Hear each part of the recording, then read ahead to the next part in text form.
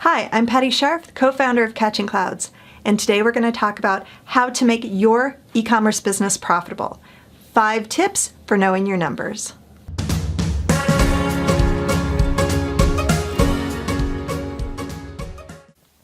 A lot of e-commerce sellers forget that what they're doing is they're actually running a business. So if you're gonna run a business, you need to run it like a business.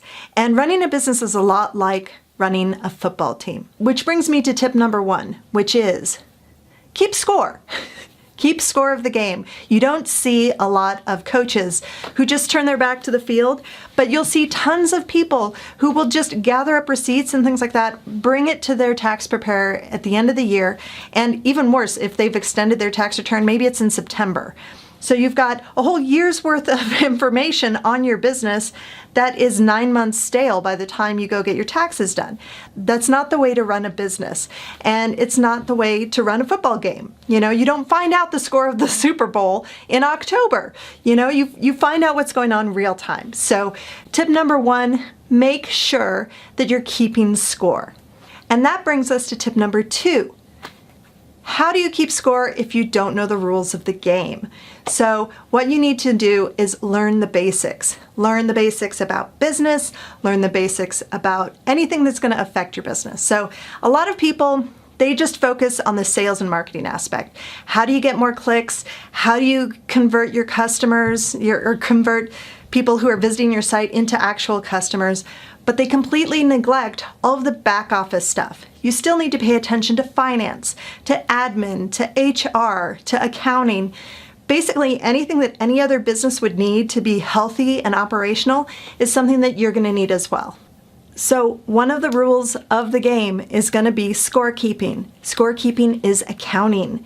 And the way you're going to be able to tell how you're doing financially is by looking at your financial statements. I know it's super painful. I know it's really boring, but just trust me, it's gonna get a lot less boring once you understand how to read them. You're gonna wanna pay attention to the income statement, balance sheet, and statement of cash flows. Those 3 documents are what makes up your financial statements. And I'll have lots of other videos talking about what those all mean and how to read them and things like that, but it's enough for you to know that these are things that you should be paying attention to because these are the things that are telling you how your business is doing. Which brings us to tip number 3.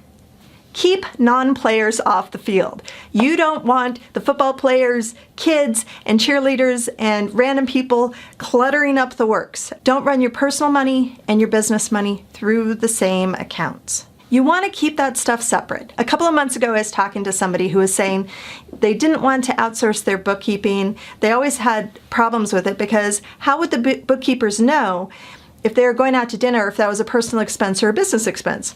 And I started talking about how, well, you know, once you get to know your bookkeepers, they kind of know and start asking questions and you know, if they're confused, they'll ask you about it or whatever. And then I stopped and went, wait a second, why do you have personal expenses running through your business? Don't do that. That's not good. And if you talk to any attorney, any CPA, they will tell you exactly the same thing. When you set up your business, if you set it up as an LLC or S Corp or something like that, and you're running personal expenses through there, it's called piercing the corporate veil.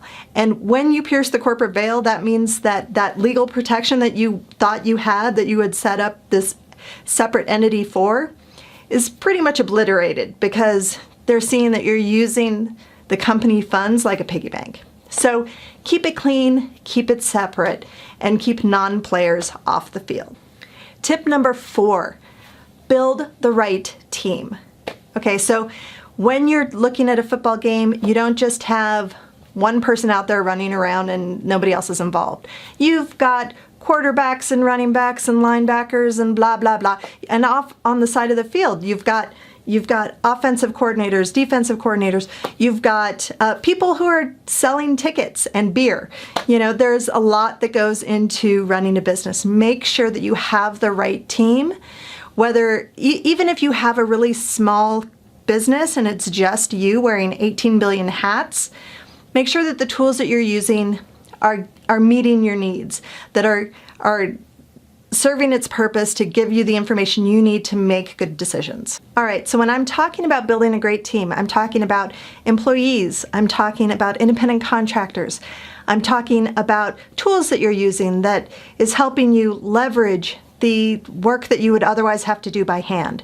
So anything that will help you do more with less is what you're looking for. And you want to build a set of core tools or core people who are really just knocking it out of the park. Because if you can do more with less, that's going to have a direct impact on your bottom line. So that's what you want to really focus on. And you're going to want to find the right people and then treat them well so that they want to stick around. Because if you have high rapid turnover, it becomes a real drain on your business. So take care of your team and work together as a team, and you will have great results. So that's why tip number 4 is building a great team. And that brings us to tip number 5. Keep working out. This is an ongoing process.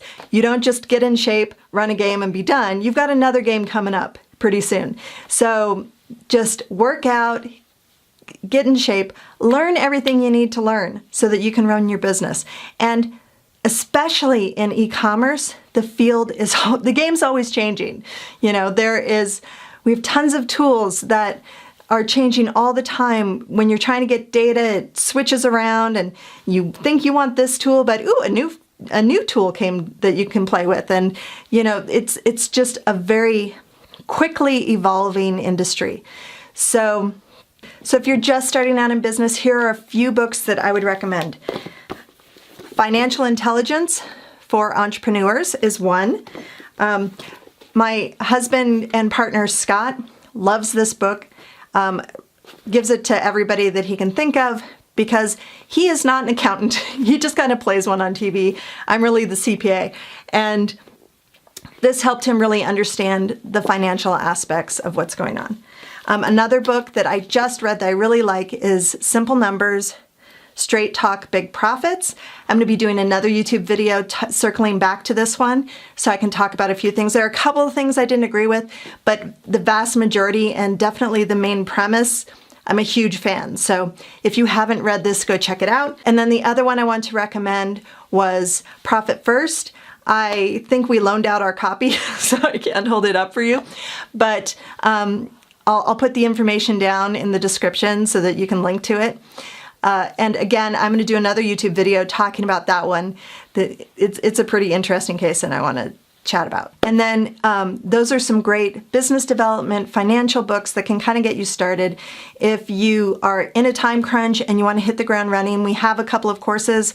One is accounting for Shopify and one is accounting for Amazon, which you can link to down below in the description. And that should show you beginning to end kind of how to handle the accounting for these complex channels. And if you have not subscribed yet, please subscribe to my YouTube channel. We've got lots more business development topics coming up, as well as e-commerce and accounting. So if any of that is of interest to you, so please subscribe so you can be notified when we've got new videos, which come out every Tuesday and Saturday. Thanks. Bye.